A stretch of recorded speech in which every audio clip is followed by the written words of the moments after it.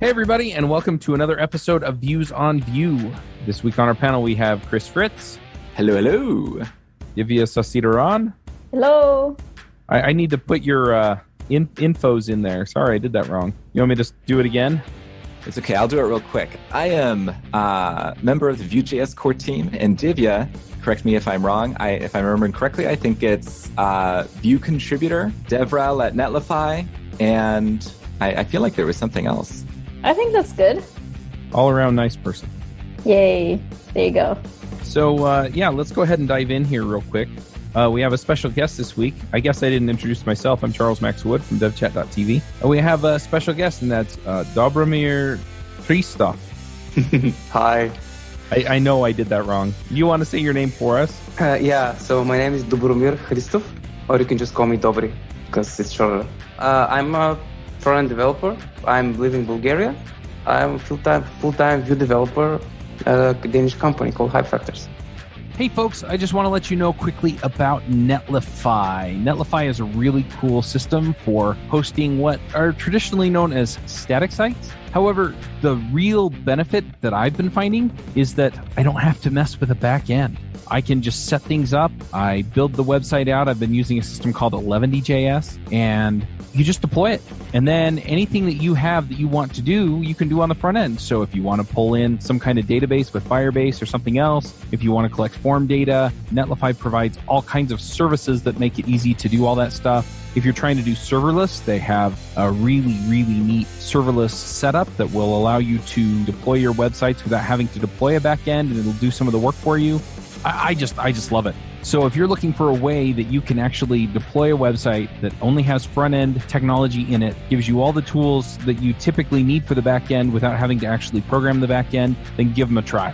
Go check them out at netlify.com.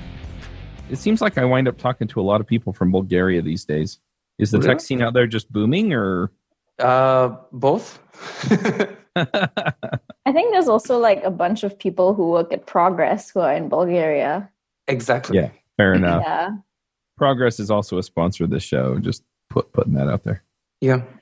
Very cool. So we brought you on to talk about this Vue Beginners Workshop that you put together. Do you want to just kind of give us a quick rundown as far as like how it came about and what you were hoping to accomplish and all of that stuff? Yeah, sure. So essentially how it all started was on the second meetup of the Vue Bulgaria group. I met with some of the organizers. We were talking back and forth, and we really wanted to expand the Vue community in Bulgaria. So we started dreaming big, but comps and everything was just not the right moment. At one point, a few months ago, I decided it was about time we try to do something a bit bigger than a meetup. So I offered we do a workshop. It was mostly for beginners, so we could just, expand the community. Mm-hmm. And I offered. They really got hyped about it. We immediately found a nice, company to give us a place to host and everything. So we started working on it. First, I'm kind of curious, like for people who are also using Vue and might want to, help other people learn the things that they know, like how much do you need to know to give a workshop? And this was a beginner's workshop, right? So people who are completely new to Vue. That's a good question. I don't consider myself like a pro, I guess, even though I've been using Vue for the past almost 3 years. And you get paid to use Vue. I mean, you are technically a professional. Like I've been using Vue full time, daily, every day for the past almost 2 years. But I've read actually a lot of books and materials about Vue even before I actually began using it professionally, because I was very excited about it. I've had a few teammates who I've taught and showed, and I just decided it was about time. I actually very, very much enjoy teaching and showing people what I know. So yeah. So how did you start? Like once you decided, like, okay, I'm going to give a workshop. Like, how did you come up with a curriculum? So how I started looking through other people's workshops and reading about how you actually, should do a workshop. To be honest, I haven't attended one workshop in my life. Everything was in my head. I was like, I was trying to figure out how to do it. I was looking at Sarah Drasner's workshop. She had some free stuff on GitHub. I saw something from Chris, actually, from you, Chris Fritz. There's something, some slides.com stuff. Pretty much I was scavenging and looking how people do it. I was also taking notes from Vue School and Vue Mastery's beginner courses, like see how they, split up topics. So because, at some point you just start to see the patterns and how people decide, teach, like what are the first things that they show. So I went from there. I was constantly asking my fellow team members from the Vue Bulgaria group for advice. So as I was writing the curriculum, as I was writing out how we will do the whole thing, they were constantly looking at my notes, giving me feedback. And yeah, we just picked up a nice project that people would enjoy doing. And yeah, we just started from there, adding piece by piece. It was supposed to be something super small, so they could do it in a matter of like 2-3 hours. Yet it was it had to be interesting enough, so it's not like a simple plain to-do app that everyone's been doing. Yeah, you want them to walk away feeling like they can actually build things, right? Exactly, and the topic was actually pretty cool. It was a map of Game of Thrones, a full screen map with each of the major houses spread out across the whole map. So as people were doing a V-Force and whatever, they were seeing how things are starting to pop up on the map. And the cool thing was they didn't have to write a single line of CSS, so everything was pre-written. So that was taken in pretty well because after each step they just had something new, something interesting. They were just excited to go to the next step. So it sounds like, to reiterate, you looked at a bunch of different resources to see like how different like organizations and like different workshops were structured and like how explanations were structured to see like what other people were doing and what was effective. And you could kind of look at like, okay, what do I like from those? What do I not like? Where do I think I can improve a little bit? Yeah, exactly. And then in building some of your, like designing some of your projects, you try to come up with something like really fun, like something that wouldn't just be like another to-do app, like you said. Yeah, exactly. Because I've done courses from other people, and when the project is interesting, when you're actually building something that is pretty cool, you do it with joy. That's actually what some of the we sent out a feedback form later, and people were giving super positive feedback. They said that the topic was very cool. They were actually pretty excited. We even saw people trying to break the whole map, starting to squish it and make it, overflow and everything. So people are actually pretty interested. That's cool. One of my tips too, when I am teaching a course and designing projects, is I want every project to be something that the people who are learning and building it will want to show someone that they care about afterwards. Like that's one of my main criteria. And if they don't want it to want to show it to someone they care about, then it's probably not a good project. Like they're not going to really be motivated, and they're probably not going to want to show someone a to-do list because like, okay, yeah, they've seen a bunch of to-do lists before. Yeah, exactly. Yeah, I think if a project is also interesting and resonates with the audience, like for instance, if you were to create like a map or whatever, it's like relevant to whoever is in a specific place. So you're like, oh, this is a map of this place, or it's something that is different from a to-do app, but interesting. And so the problem itself doesn't, like people's eyes don't glaze over as they're working on it. They're like, oh, okay, I really want to work on this because it's an interesting problem. And there's like different ideas for designing and building different things. And then after the workshop, ideally, you'll have people come up to you being like, oh, I want to build this on top of what you already showed me because I know how to do the thing now. Yeah. Yeah. And then it sounds like another tip that you used is you provided like scaffolding for the things that weren't necessarily something that would help people learn, but would help the app like look good and, you mean the styling? Distracting. So like adding the CSS for them, so that they wouldn't have to worry about that initially. Yeah, exactly. We could just focus on like getting the app to work. Yeah, because I realized not everyone is like a CSS guru. Like imagine some of them were just, battling some V4 or some Vue specific thing. And then they have on their mind that they have to like write 10 or 20 or 50 lines of CSS. Like they would go nuts. Not everyone likes writing CSS. I had a lot of backend people there. So you could imagine what would happen if they had to write styling as well. Yeah, so you're lowering the bar for like what people need to know in order to start learning. Yeah. So my idea was when I was actually talking it over with Elena and Ned and Chris, which are my fellow team members. We were talking how we can make this, like for whom should we make it, and the idea was this is for people who have little to no JavaScript and absolutely little to no Vue experience. So most of the people that came were just barely going into the whole front end fiasco, but still had just here to make like a 2-3 page multi-page Vue router website. So yeah. So where did you wind up holding it, and what kind of a setup did you have for it? So the workshop was held at the office of Dopamine, which is a very cool company that uses Vue for their projects. One of their employees, Chris, he works. He's with us in the Vue Bulgaria team. So the setup itself, we used 4, I think 65-inch TVs. They were all cloning my computer, and we were using slides.com for the slide deck. And I have to give a shout out to like that service. It's awesome. Like doing slides there is such a breeze.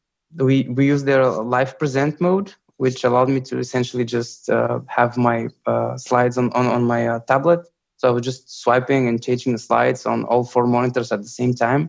Everyone was seeing it in sync. I could see my notes. It was pretty cool. As for the examples themselves, everything is actually free on GitHub. Everyone can check it out. I split each chapter because the workshop itself was split in 7 chapters. So we had 7 folders for each chapter. We had the solution. So if anyone was, very deep in the mud, they could check out the solution. We also had the base from which they could start if they just couldn't do it from the previous step. But essentially, once you start, the idea was you start from step 1 and you just progressively build with each step. You don't even have to exit that file and until you get to the CLI. Everything was in one file. That's cool. Awesome. And Divya, I'm actually curious to hear from you as well, because you've helped lead workshops before, and like you're leading your own workshop for the first time in March, I believe, at VueConf US. Yes. So I'm kind of curious, like the same kinds of questions, that we had for Dobromir. Like, how did you decide to do a workshop, and what does that process look like so far? I think like the way that Dobromir was mentioning, just like the idea that it popped up in his head, I was like, that's how it happened with me too. Because I'm like, oh, and I think partially it's that, but also I gave like a lightning talk on the thing that I want to give a workshop on. And I've given a lot of talks at this point. And I find that talks are really great for short, like concise, to go through a concept in a concise way. But if you want to dive into the details, it requires like a lot of thought, and like you want to show more code. But usually during a talk, people have very short attention spans because like you're not the only talk, obviously. There's lots of others. And so I feel like talks are great for just like introducing new ideas and making people interested in learning something. And a workshop is really great to dive deep. And for me, I'm starting to kind of find that more appealing, because then you can actually geek out with other people and talk about things that are really like in depth and share knowledge that way. Because there's like value in giving a talk, but there's like, you can really take a talk and then deepen it using a workshop. And I value that as well. So that's like kind of my motivation. Yeah. Yeah. In a talk, I often don't get to go into some of the details that I'm most excited about, because it's just like, it's too nitty gritty. Oh, definitely. And I've seen situations where I have gone through like a lot of code because like one of the talks I gave, and you've given a similar talk about like talking about Canvas and WebGL. And when you go into detail on that, like people's eyes just glaze over completely because there's no way you can explain everything. You'd be like, don't worry about it. Just like understand the main overarching concept. But for an audience member, they're like, okay, I really want to take the time to digest this. The chance of them going back after the conference to go through your talk and slides is very low. And so a conference, like a workshop is a perfect avenue for that because it's still a block of time, like dedicated, and you can go really in depth with like explaining and fleshing that out. And people can ask you questions too. So you can really dive deep. Yeah. So similar for you, did you also like go around and like look at how like topics were covered and like how did you decide, to talk about a specific topic? Like instead of an intro workshop, you're giving one on Vue CLI, I believe, right? Yeah, I'm doing one on building Vue CLI plugins. And I think for me, like different from like what Dobromir was saying, I've been to workshops and I've helped like PA workshops or co-lead workshops. So I understand the general style and I see different formats. So some people have a way, like Chris, your format of doing a workshop is that you introduce a concept and then you have like an exercise portion where people like take that concept and apply it into an actual project. It's like very specific to your kind of way of doing a workshop. Because I've seen workshops that are more follow along. So it's just like, oh, like as I'm doing it, follow along. Or there's no like actual break, the way that you do it. So there's different ways to run a workshop. And I think seeing how other people run it gives you ideas. Yeah, like he was saying, he would watch like Sarah Drasner and like various different people do workshops. They give you ideas. Sarah's a master too, so she's a good one to look at. Yeah, because it gives you some just like, oh, okay, I like this style, and then you can make your own style. Yeah, although if you watch one of Sarah's workshops on Front-End Masters, which she has some good workshops on, if you want to check them out, the practice time of the workshop is actually cut out of the video. Yes. So you won't see like how much time she's spending on that and like the kinds of things that she's doing, working with people one-on-one. I think Front-End Masters generally cuts those out because they try to condense the videos. It makes sense. Yeah. But like if you're learning how to do a workshop, just keep that in mind. Yeah, definitely. Yeah, because she does it like similar to how you do it, like chunks of things. So she's like, oh, I'll introduce you to this idea or this animation concept or this like design concept. And then she's like, okay, now that you know this, like let's apply all these things, which I think is really effective because then people kind of follow along as they do.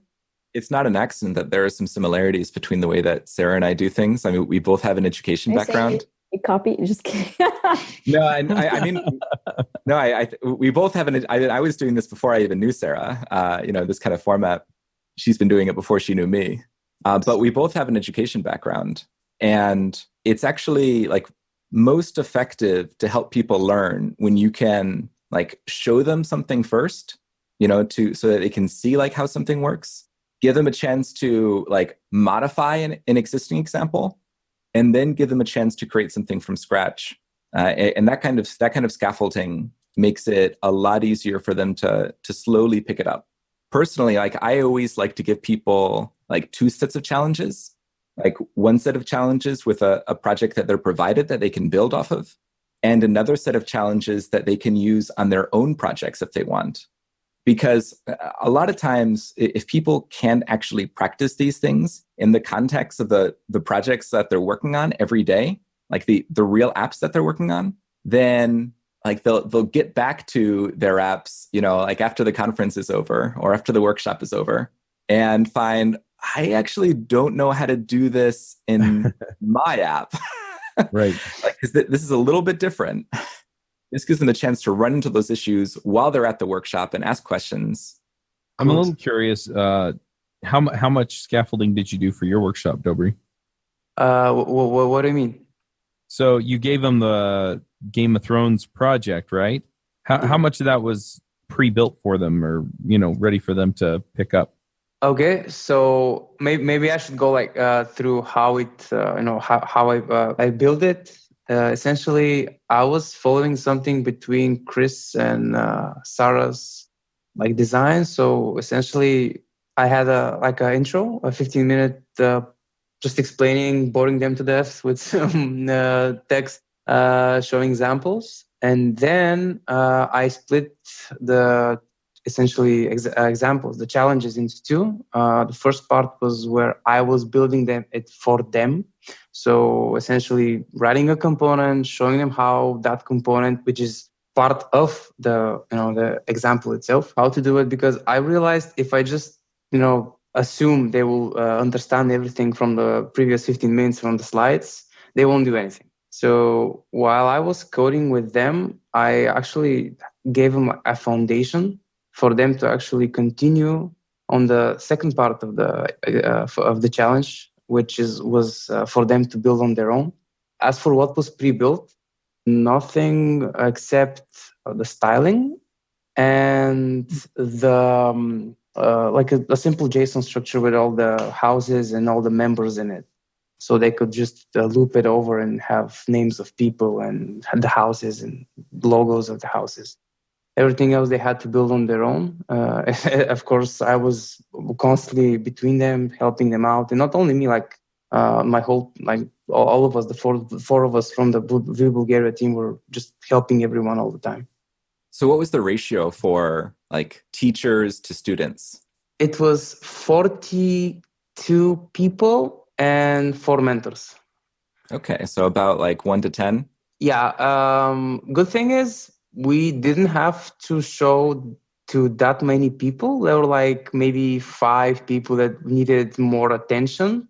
Most of the people that came, like more than half of the people actually were used to React or Angular at some point.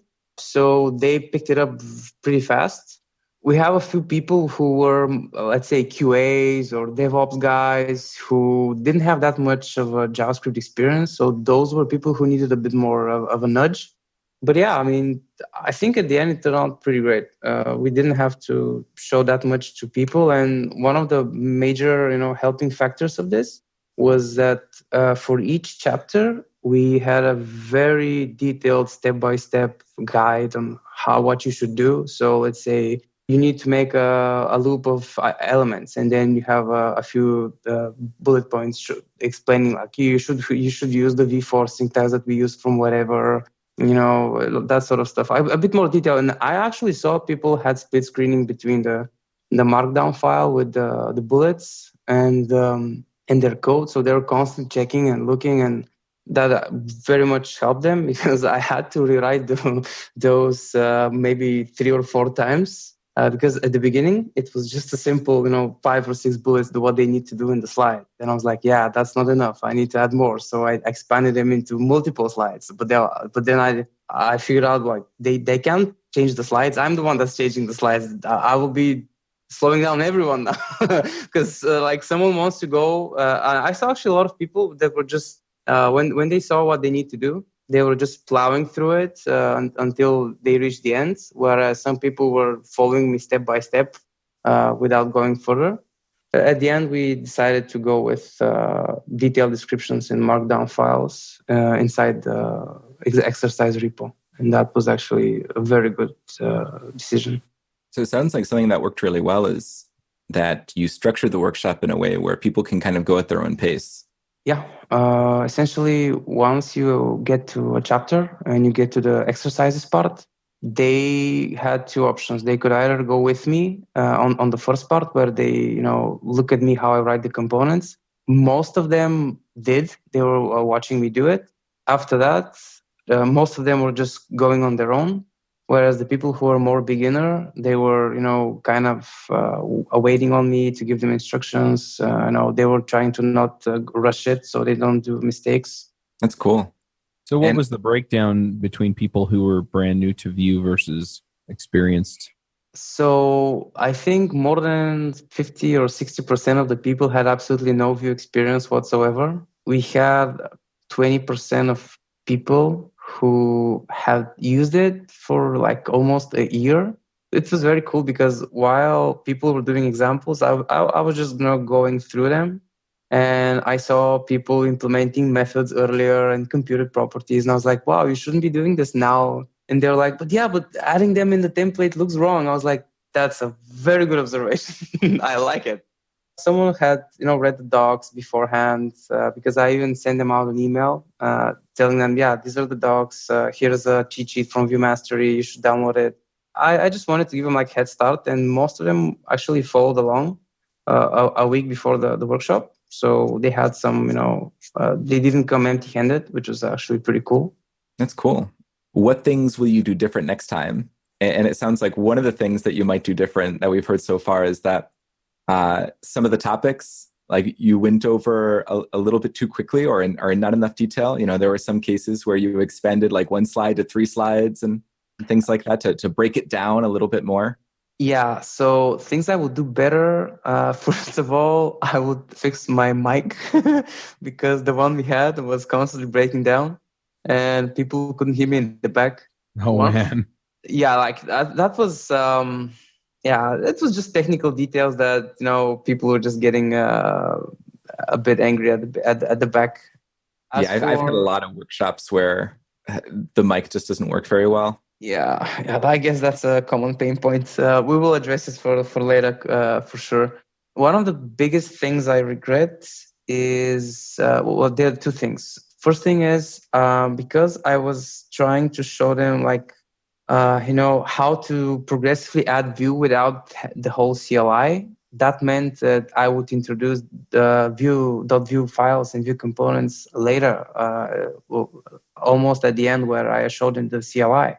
But at the end, people were kind of exhausted. And I could see like it was like 3-hour workshop. And by the end of the 3 hours, they were just getting exhausted. So I decided to just rush it and show them like faster what Vue files are, how they work, what the CLI is. And at that point, I just asked them to just watch and don't code.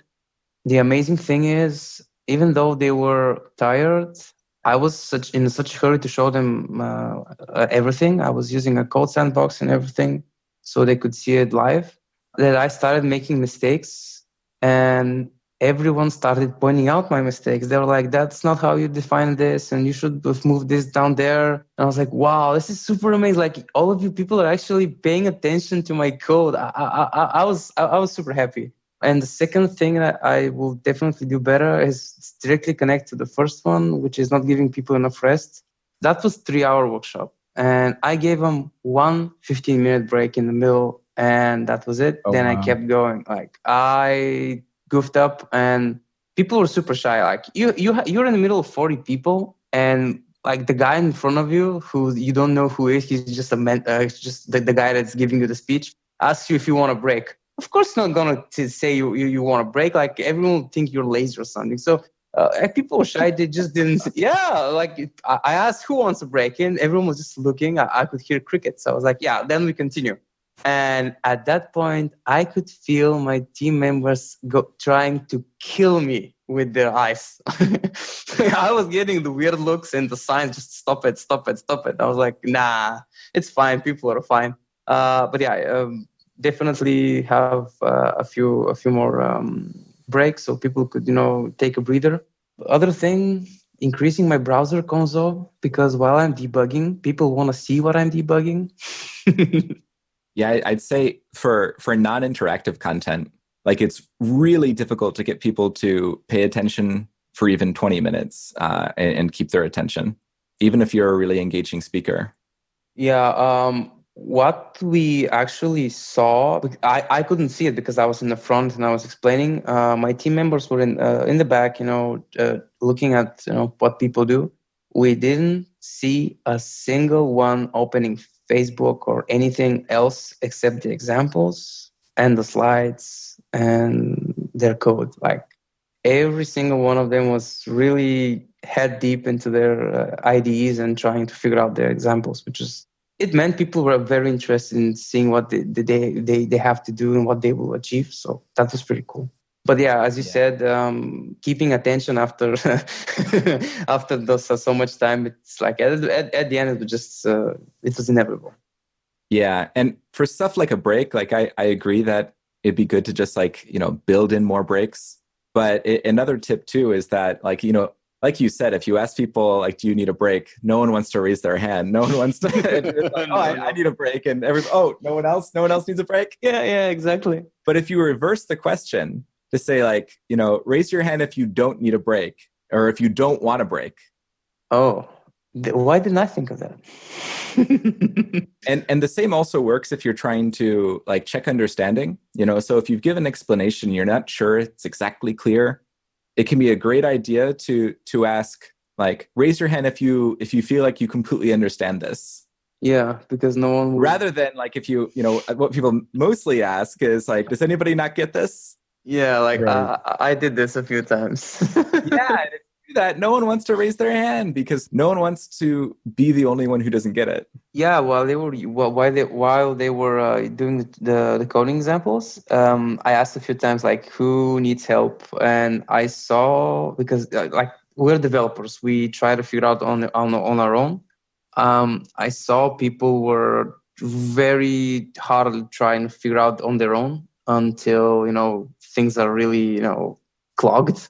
So at that point, they started raising their hands. So I actually reversed the question: how many of you actually did this, and how many of you actually made it to here? And that was a bit easier to try to, you know, plow down through people and see who's actually getting, you know, a bit slower, so I could help. I've seen some really effective ways of like some workshops where they create branches for every step. So if they're like, the workshop is broken down into, like, let's say if it's a 3-hour workshop, it's broken down into 30 steps. And then as you're walking through, like, every branch is like the updated version. So if someone gets left behind, let's say they have an issue that, like, none of the mentors can address. So if it's something related to, like, a minor error, because sometimes it's like, oh, there's a missing semicolon or whatever, some kind of syntax issue, it can be hard to spot. And it tends to hold people back. And so when there's a branch, you can just be like, okay, just like file this, or you can stash it or whatever. And then you can just move to the next branch so that you feel like you can still catch up. Then you can go back and everything. Yeah. I thought about that, but then I thought about people who are insecure with Git. Yes. That actually does make the assumption that people know Git. Yeah, right. That's why I split it into folders. And we had the base and we had the solution. So I saw people actually going into the solutions and checking out what they're missing. So yeah, like, people just, because you know, they're developers, they started figuring out on their own. So yeah, I was very torn between the folders and the branches, but essentially we went with the folders. It's a bit more work, but yeah, I guess it paid off. Yeah, I think Wes Bos used the same strategy with folders for the same reason, you know, just to make it a little bit more accessible. Yeah, that's actually something I picked up from, I think, some of the workshops I was looking, because some of them were using branches, some of them were using folders. I think Sarah's was using folders. I was just going to say there's one other danger with this strategy, is that if you're using it for content that builds on top of each other, so like conceptually, if you have like concepts where, like, okay, you're learning this, and then, you know, we're taking that concept a little bit further in the next example, it can be easy for people to not ask a question and just try to check out, you know, the next branch or move to the next folder without really understanding the code that's there already. And so then everything that they're learning on top of that, like on top of that foundation, is going to be shakier, and they could end up, you know, getting more and more behind and just feeling like totally lost. But, you know, you go and look over their shoulder and it's like, oh, like, it looks like you have the latest code, so you must be okay. Yeah. So if I wanted to put together my own workshop, what would you recommend that I do? I guess first you should lay down exactly what kind of audience you want to cater it for. Should it be like a super beginner one? Should it be for a bit more advanced? From then on, have a curriculum. So you know your topics. You should decide whether, like, for how many people is also something that's, because I was thinking of, like, for me at least, I thought, like, yeah, not more than 20 people would come. But at the end, I got 60 people signing up. So, you know, yeah, like, in the span of 10 days, we got more than 60 people. I had to shut down everything because it was, I cannot cater 60 people. I don't even have a place to store 60 people for 3 hours. Then from then on, I guess, have a curriculum. As I said, good topic. So good, essentially the app you're going to build should be interesting, should be fun. Ours wasn't anything special. It was just a simple map with a router and a few components. Nothing that interesting or that special. But the fact that they had something interactive, they could click and zoom and everything. It was pretty cool for them. From then on, I guess you just need to decide how you will structure your examples, how you will present them to them. As in how they will know what to build, because how I did it was I created very detailed bullet points for each challenge, what they should do, how deep they should go, where they should probably look for. I was referencing the cheat sheet, use this, use that, and that sort of thing. One note specifically for Vue workshops is that because the Vue space is growing so quickly, we have so many people who are new to Vue. Even in advanced workshops, I tend to see usually like 40 to 60% of people are completely new to Vue or very new to Vue. And sometimes it's been as high as 80%. On the lowest end, I think the lowest I've ever had for an advanced workshop is 20% beginners. Wow. So I think no matter what, like it's important to keep in mind that some people will be very new to the concepts that you're going over, like whether it's an intro workshop or advanced. Yeah, like now that you mention it, I was talking with Damien Duls, and he held a workshop for building components recently, right? In Poland, I think. Yeah, that's right. Yeah, so I was talking with him, and he actually told me that same issue. So it was an advanced workshop for people to build, advanced components, and there were people who didn't know what a slot is. So yeah, he had to go through like what is a slot, concepts behind it, because advanced components is kind of built around that. So yeah, I will definitely keep this in mind because I'm planning to make an advanced one, or at least intermediate one. So I will have to see my audience pick it out, I guess.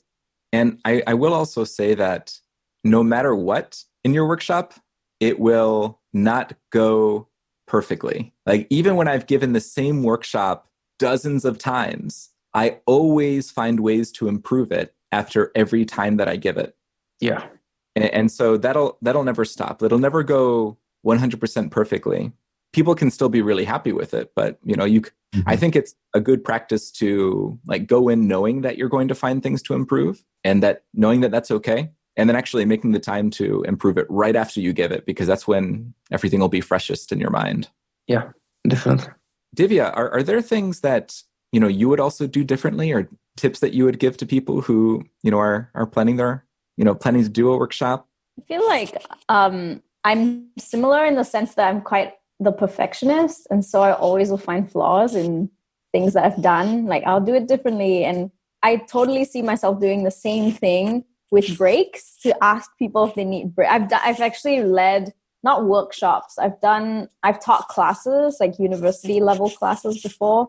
And they were 3-hour-long classes. And I would ask people if they need breaks, and usually no one would answer. And then I'd be like, okay, I'm just going to keep going. And yeah, it's tough because you have to get, I think, Chris, your background with education helps because you can read the room. I always took education for granted to be like, oh, it's not that difficult. But then when you do it, it's really hard because you have to really understand, like, not only how to adapt to the skill level of the room, but also to read the room and understand. You have to do this improv where you change like certain pieces of what you're going to say because you want people to understand things better or understand concepts so that you can carry through to the next thing. And so for me, whenever I do a workshop or a class or whatever, I always like I mess that up constantly because I'm just like, I don't have an education training. It's all like I'm winging it half the time. I come in prepared, but I end up being unprepared because someone throws a curveball at you and you're like, oh, I don't know what to do. And so, yeah, I think it's rough.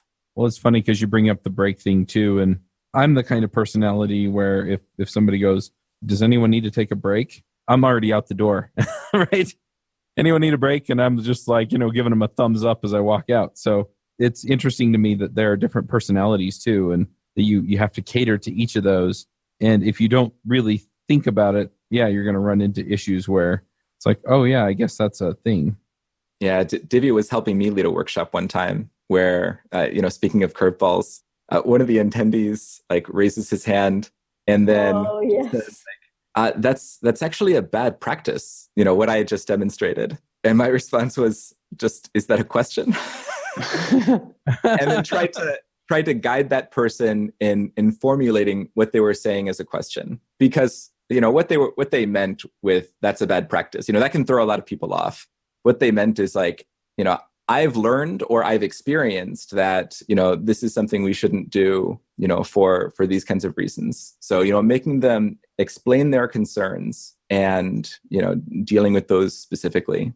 I think that requires some slight in this, you have to be a little experienced and thick-skinned slightly to say that, because there have been times where someone has done that and I am totally thrown off my game because I'm like, I don't know how to respond to this. And then you feel really put on the spot because everyone is looking to you to respond. But then you're like, this is awkward because I feel like I was just attacked. And it's something that I think requires experience helps you deal with that. Or at least if you have some kind of techniques to handle it, to be like, okay, this happened. So how do I address it? Yeah, it does take some time to get used to taking things personally. Yeah, it's the idea of classroom management, which again, I have friends who are teachers, and that's something that you learn. Learn how to deal with a classroom. And if you've never done it before and you're not someone who has gone through an education training or has a background, then that is something you don't know how to do. You're what I said, going back to my point, you're just winging it half the time, and winging it sometimes doesn't cut it because people see that you're winging. These people are very smart developers. They know. Although, I mean, just because, I have an education background doesn't mean I never improvise. Sometimes I do something that I don't know how to deal with that I've never, encountered before.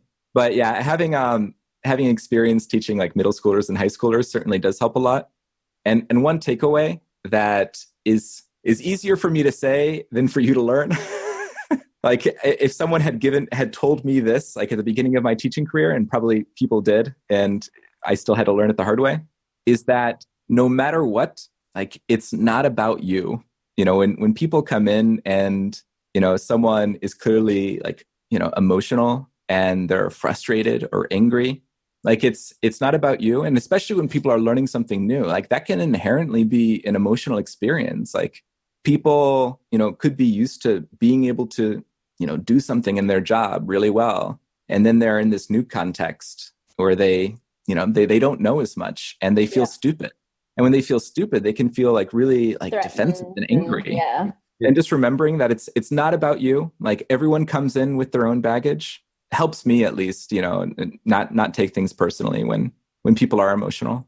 Yeah. The way that they put it, because I go to podcasting conferences and things like that, is don't read the comments.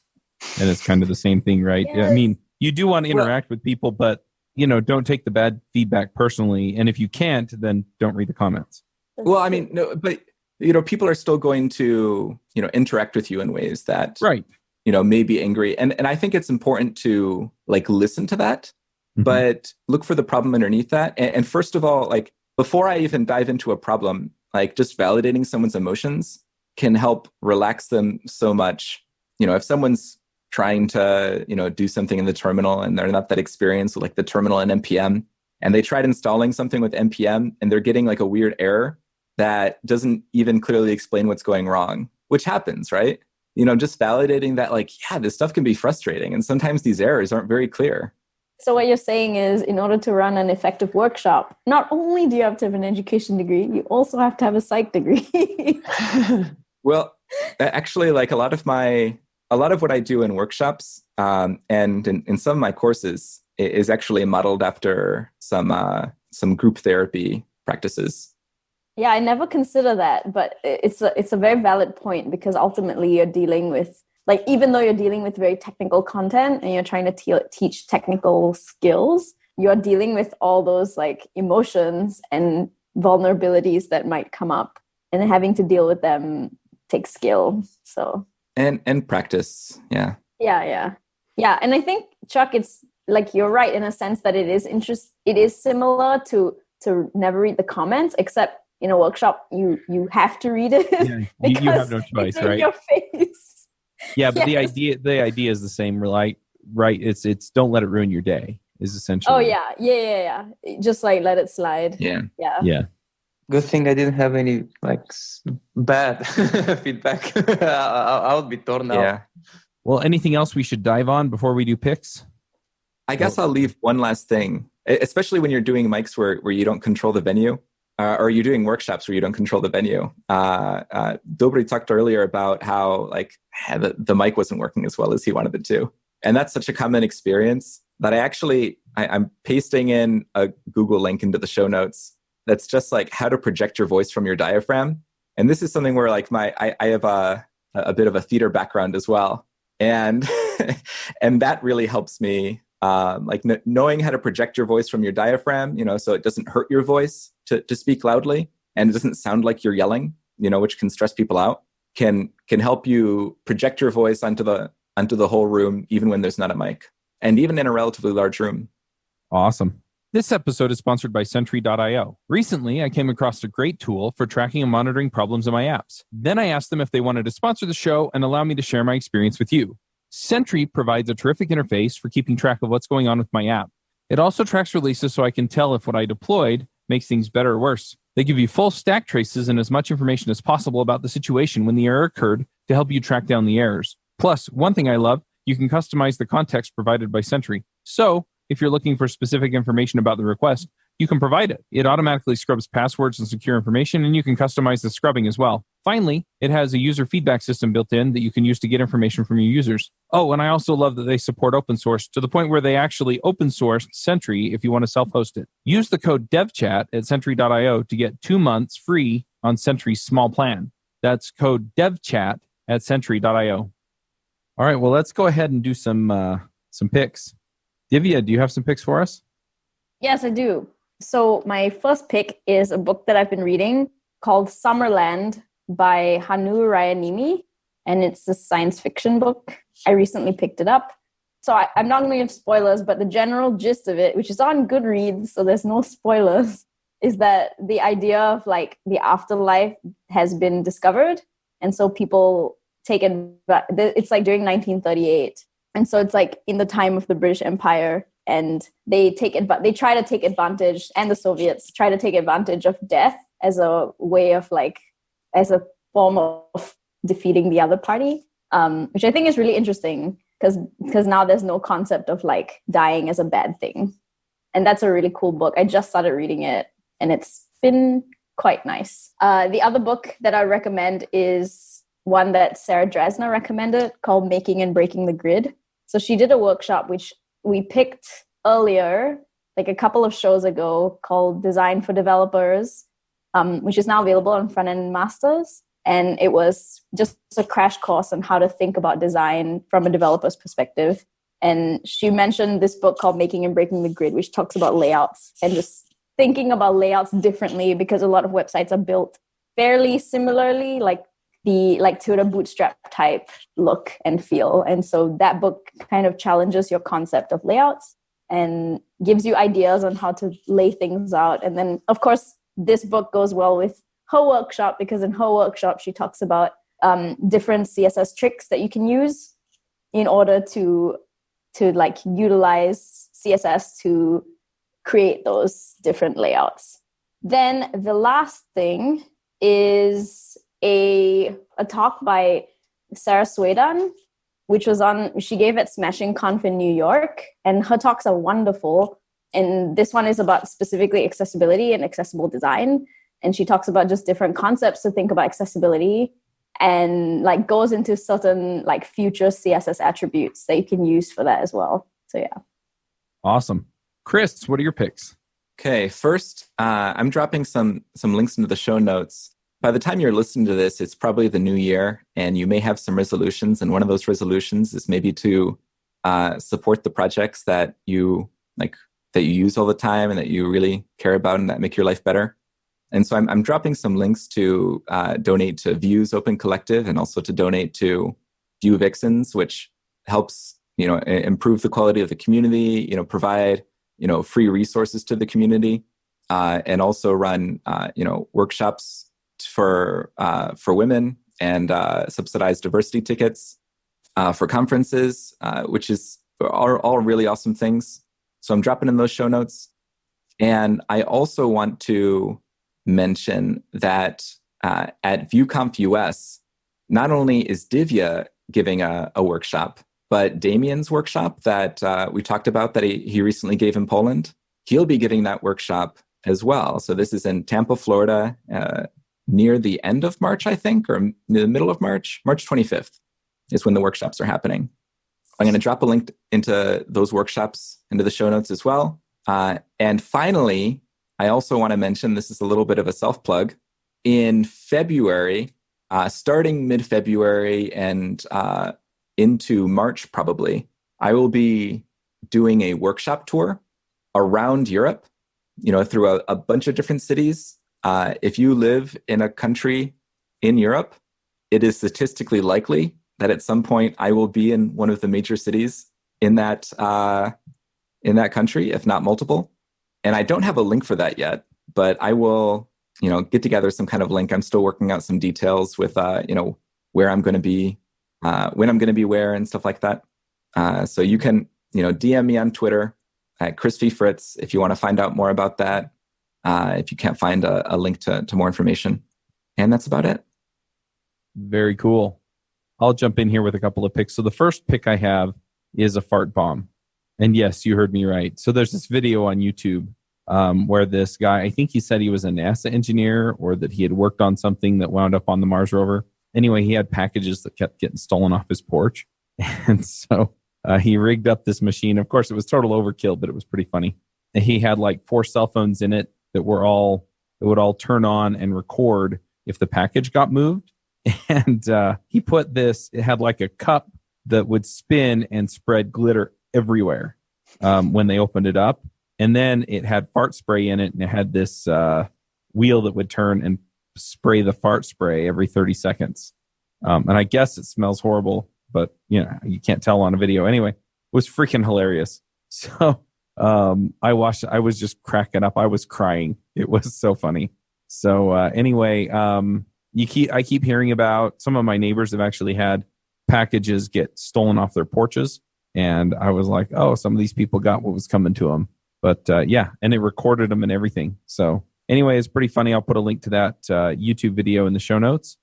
And then the other thing that I wanted to quickly shout out about is, so Divya came on JavaScript Jabber with Phil, who's another DevRel guy over at Netlify. And so they talked about the Jamstack. And if you're not familiar, go check out the episode. But we had a really good time talking about it, and I started playing with it. And then I started playing with migrating devchat TV over to it. And at this point, I've pretty much decided that's the direction I want to go. WordPress is kind of a pain. So what I'm looking at, and I may or may not host it on Netlify. I've got a couple things I got to figure out. But anyway, I would like some help, like getting the episodes tagged. Some of the episodes, the older episodes, don't have good show notes on them. And so what I'm doing, I get asked pretty frequently about coaching, especially like on finding a job or, Ruby, which I have very deep knowledge on, or things like that. So if you're looking for some coaching on, career or anything like that, you can get it by contributing to devchat.tv.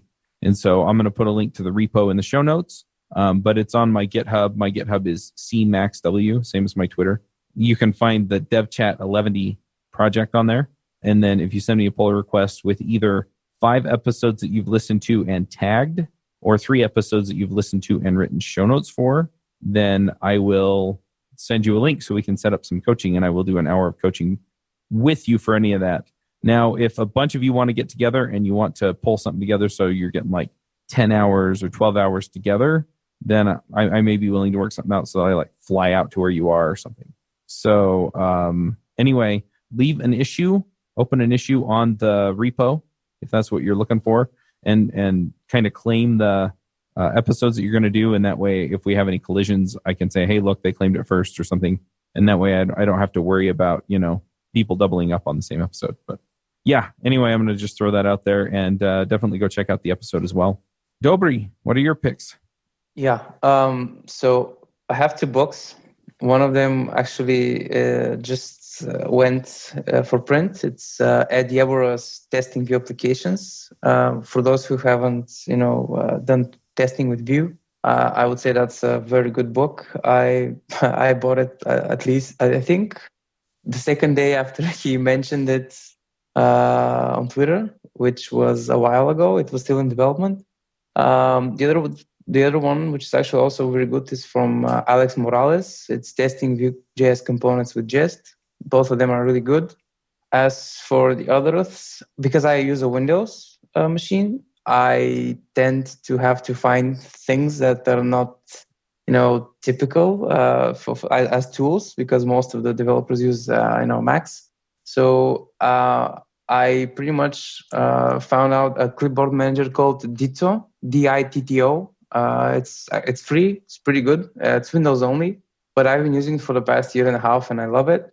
Second thing, it's a screenshot service that pretty much allows me to screenshot and do GIFs of my screen free. It's called Gyazo, Gyazzo. Again, free. You can use it as much as you want. It's pretty cool. You just select a part of your screen and you decide if you want to take a screenshot or a GIF. Sorry.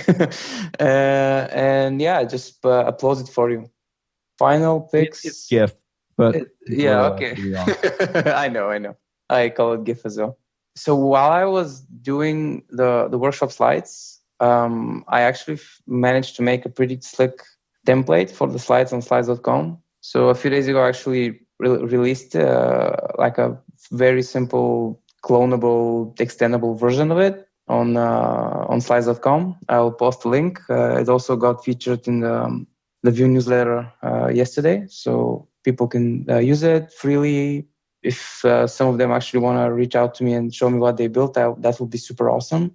It's very clean. It's full of actually with tips in the side notes, so people can actually see why I decided on different things, font sizes and whatnot. Yeah, last thing, I want to say to everyone who's using Vue in Bulgaria, join Vue Bulgaria, at least the Facebook group, also Twitter, because I'm seeing Bulgarian people don't really use Twitter. I need to change that.